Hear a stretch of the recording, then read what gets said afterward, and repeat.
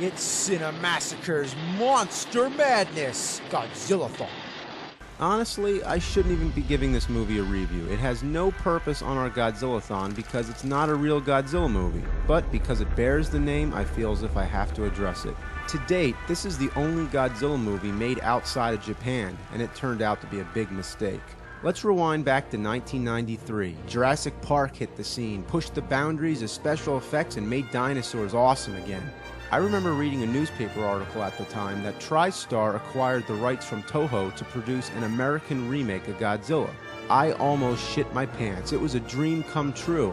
I wanted to see Godzilla's awesome force of destruction on the big screen, and maybe then people would take the King of the Monsters a little more seriously. Whenever I would tell people that I was into Godzilla, people would laugh at me. Guy in a rubber suit, bad dubbing, yeah, you know. I can understand why the mainstream moviegoers don't like foreign films. When it's dubbed, it's hard to take it seriously, but when it's subtitled, you have to read your way through the movie. Yeah, if I want to read, I'll get a friggin' book. Depends on the movie, but for something like this, I usually prefer dubbing because I'm lazy and I just want to watch a movie. Watch it, not read it.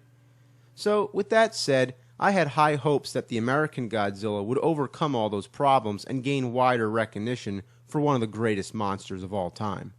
But through countless delays, I had to wait 5 years for this movie to see the light of day in 1998. But I got my fix with the Jurassic Park sequel, The Lost World. It was an average sequel, but the highlight was the final scene where the T-Rex goes on a rampage through the city. There's even a moment when Japanese tourists are running away saying, "I left Japan to get away from this." It was a great little tribute, but had I known that this was more honorable to Godzilla than the shit that we were going to see next. Finally, trailers started popping up which would show Godzilla's foot. This was our first sign that something was wrong. The foot looked like a T-Rex. Didn't we see that already? Isn't this supposed to be Godzilla?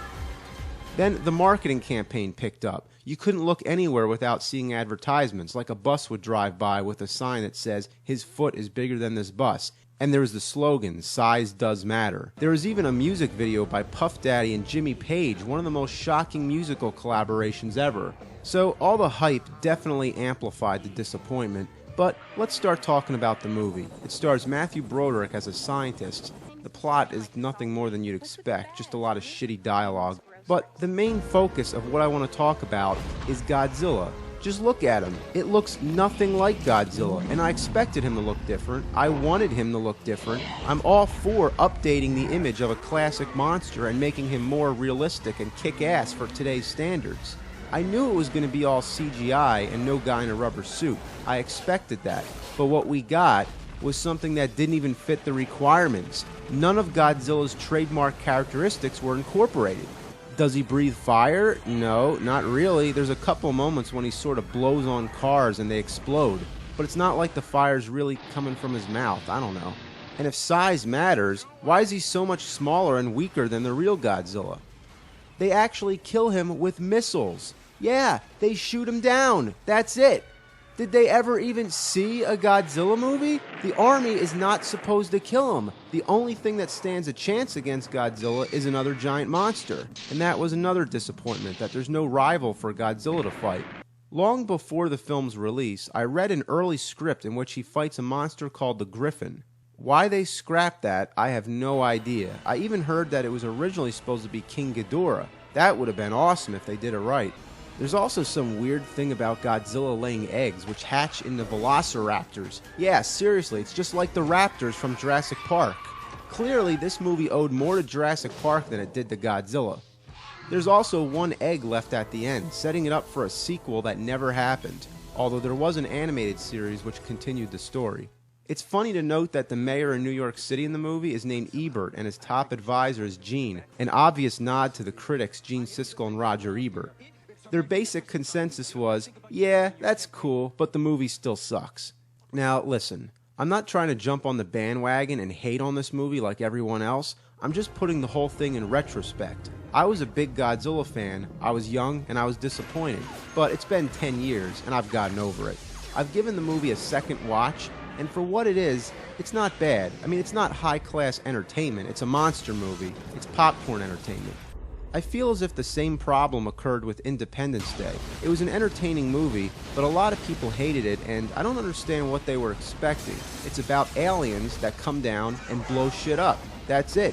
If you wanted something more, like the meaning of life, you're not going to get it.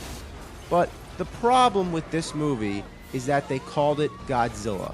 It was a chance to introduce the monster to Western audiences, but instead, they made something completely different that might as well have been a remake of The Beast from 20,000 Fathoms. It followed the basic idea of a giant reptilian creature, but it could have been almost anything. The name Godzilla was slapped on it just for marquee value. They were interested in the name and not the actual character. Two simple things. He breathes fire and he's indestructible. Some people have said, well, that was too unrealistic and they were trying to make a more serious approach with this one. But that's horse shit.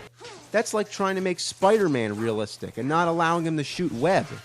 It doesn't matter if it's realistic or not, that's a time-honored trademark of the character. Spider-Man shoots web, Godzilla shoots fire. This is not Godzilla. In fact, Toho officially renamed the monster Zilla. They even make a reference to it in the movie Godzilla, Mothra, and King Ghidorah Giant Monsters All Out Attack. Early in the film, when they're discussing the history of Godzilla, they mention that in 1998 a monster attacked New York City. The Americans think it was Godzilla, but it really wasn't. And later, in Godzilla Final Wars, there's a brief cameo where Zilla fights Godzilla and basically gets annihilated with one single blast of his nuclear breath. Too bad Zilla didn't have nuclear breath. Bottom line, Godzilla 1998 should officially be renamed Zilla. It's not worthy of God, it's just Zilla. And even that sounds too much like it.